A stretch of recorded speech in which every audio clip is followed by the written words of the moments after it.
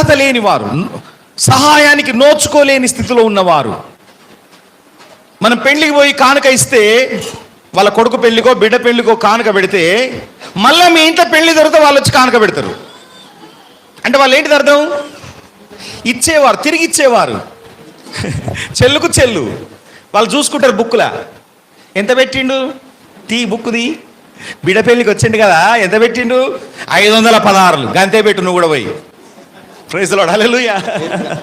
ఎవరైతే ఇచ్చారో మళ్ళీ నువ్వు వాళ్ళకి తిరిగి ఇచ్చేసావు. కానీ ఇక్కడ మనం ఇవ్వాల్సింది, సత్క్రియ చేయాల్సింది ఎవరికనంటే తిరిగి ఇవ్వలేని వారికి. హల్లెలూయా.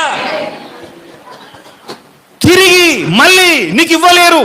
అలాంటి హీనమైన స్థితిలో, దీనమైన స్థితిలో, దిగజారిన పరిస్థితులలో ఉన్నటువంటి వారికి నీవెప్పుడైతే సత్క్రియం చేయడం ప్రారంభిస్తావో, ఆ సత్క్రియ ద్వారా దేవుడు